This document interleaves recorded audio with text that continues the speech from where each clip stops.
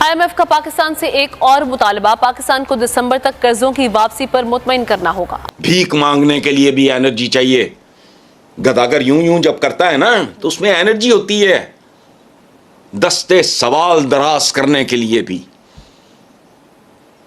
थोड़ी बहुत एनर्जी चाहिए। कशकोल उठाना भाई वजन है। डिफॉल्ट का खतरा बदस्तूर मौजूद है। डिफॉल्ट किसको कहते हैं? मैंने कहा ना, श्रीलंका तो बाकायदा फॉर्मली कर चुका है डिफॉल्ट। उससे ज्यादा महंगाई पाकिस्तान में है। तो गैर यकीनी बेसमत मईशत और सुलगती सियासत, क्या मुल्क किसी बड़े टकराव और तनाव का मुतहम्मिल हो सकता है? अब इन हालत में चीन पाकिस्तान के साथ क्या वो मंसूबा जारी रखे? आप अपने आप को इंडिया से कंपेयर करें ना, ठीक है। जिनको इकोनॉमिक्स का पता ही नहीं होता कि मुल्क की मईशत आखिर चलती किस तरह है, तो करेंसी की डिवेल्यूएशन ही होगी, ना कि एप्रिसिएशन। अब मुझे समझा दो, अवाम डिफॉल्ट कर चुके हैं। अभी कल कहा मैंने कि जो छोटे छोटे मोहल्लों में रहने वाले लोग हैं, उनके मोहल्लों के दुकानदारों ने, परचून फरोशों ने उन्हें उधार देना बंद कर दिया और वो हैंड टू माउथ से आगे चला गया काम।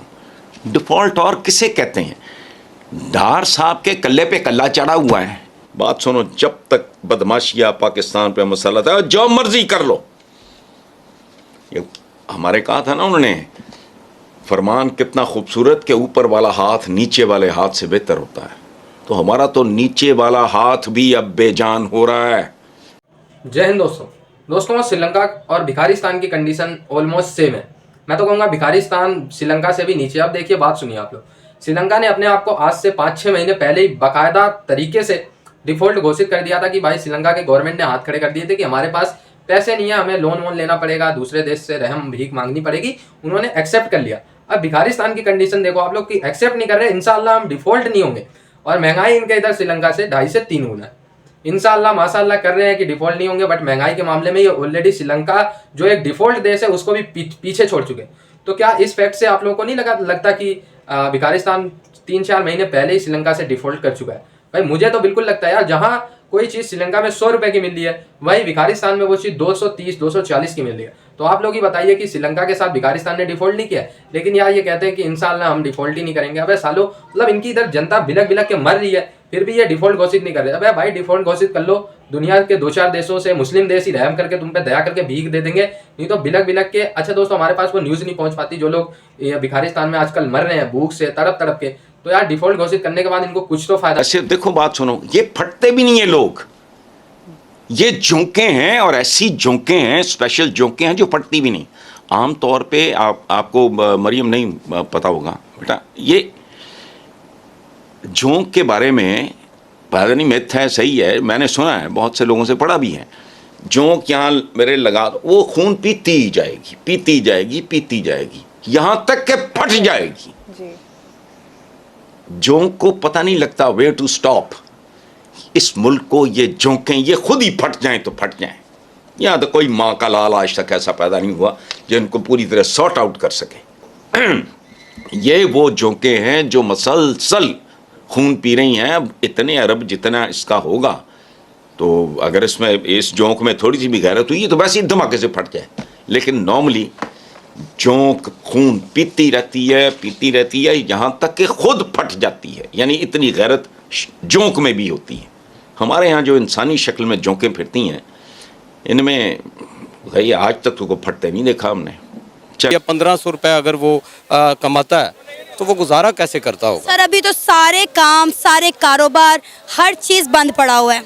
सारा कुछ बंद पड़ा है। अब मैं समझता हूँ कि मुल्क, पहले तो खबरें चल रही थी कि मुल्क डिफ़ॉल्ट होने के करीब है, तो अब जो है वो डिफ़ॉल्ट हो चुका है ये मुल्क।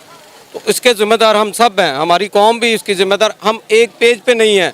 देखें कि कोई PTI के साथ, कोई पीपल्स पार्टी का साथ दे रहा है, कोई पाकिस्तान मुस्लिम लीग नून के साथ खड़ा है, तो कोई अपने अपने सूबे को बचाने की कोशिश की जा रही है, जबकि पाकिस्तानी होने का हम कोई भी सबूत नहीं दे रहे। एक पेज पे जब तक हमारी कौम नहीं आएगी, इस मुल्क के हालात तब्दील नहीं हो सकते। अब अगर हम बात करें हमारे हमसाए मुल्क इंडिया की, तो वहाँ पर जो डॉलर का रेट है 82 रुपीज़ है, पाकिस्तान से कई गुना ज़्यादा बेहतर है।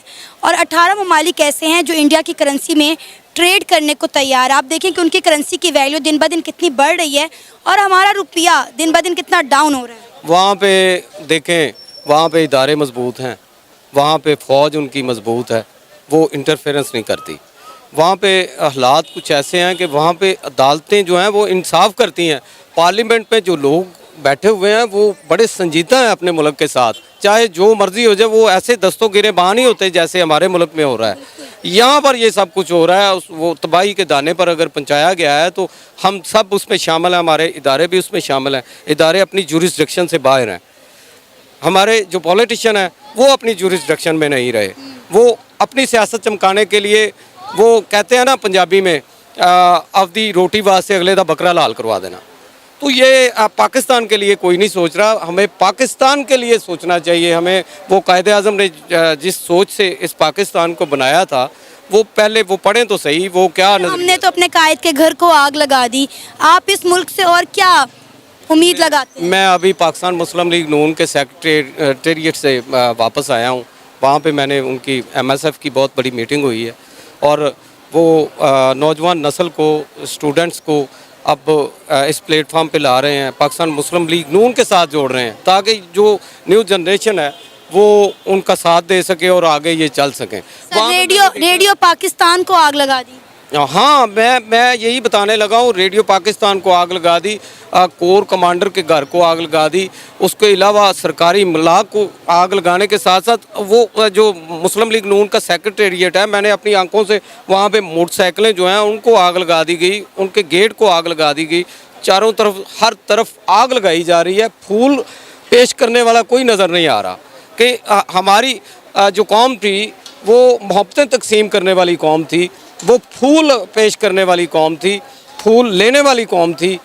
आज उसको आग में जला दिया गया, उसमें हम सब जिम्मेदार हैं उसमें। सर, हम तो पूरी दुनिया में ये ढिंढोरा पीटते रहे कि पाकिस्तान एक पुरअमन मुल्क है, इस्लाम हमें अमन और भाईचारे का पैगाम देता है, हम तो आपस में ही लड़ लड़ के मर रहे हैं।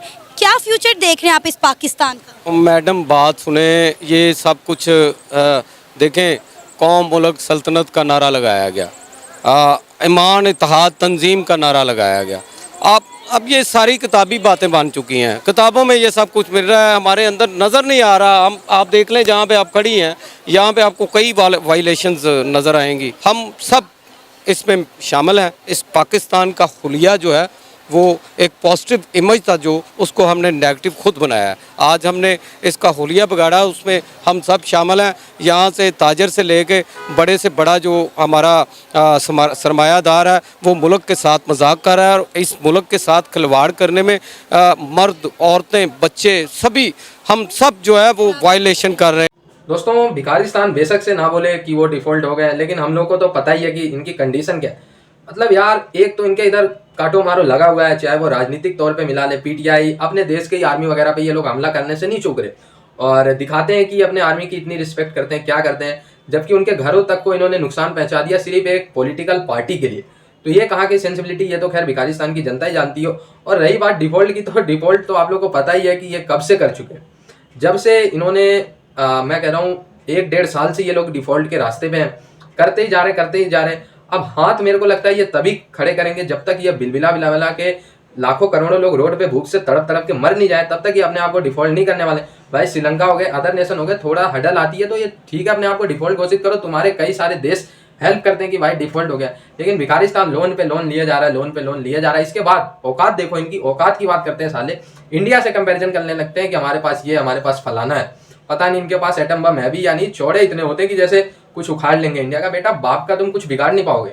और रही बात इंडिया की, तो इंडिया तुम्हारी है। आज जो भी भिखारिस्तान की हालत है दोस्तों, मैं कहना तो नहीं चाहूँगा, बट जो हालत है भिखारिस्तान की आप लोग को भी पता होगा किसकी वजह से, टेररिस्ट की वजह से। और टेररिस्ट को टारगेट करता है इंडिया। तो इंडिया ने जब टेररिस्ट को इंटरनेशनली टारगेट करने की कोशिश की तो भाई ऑब्वियस सी बात है, निशाने पे भिखारिस्तान आया। तो भिखारिस्तान का जो चारों तरफ से आइसोलेशन में हाथ है, बेशक से मैं मानूंगा इंडिया का बहुत बड़ा हाथ है, क्योंकि यार इनको चारों तरफ से ब्लॉक करके रख दिया। हर जगह इंडिया ने इनको लात घूंसे मार के बेइज्जती करवाई और हर देश के, खैर इन्होंने भी अपनी इमेज खराब करने में कोई कसर नहीं छोड़ा। भिखारिस्तान खुद ही अपने प्रॉब्लम का जिम्मेदार है, बट हाँ समहाउ इंडिया ने भी इनको बैकफुट पे ढकेला है। और भाई मुझे तो इंडिया की विदेश नीति पर्सनली बहुत सही लगी। बाकी आप लोग कमेंट करके बता सकते हैं। और जुड़े रहे हमारे चैनल से ऐसी वीडियोज़ के लिए। तब तक के लिए धन्यवाद। जय हिंद।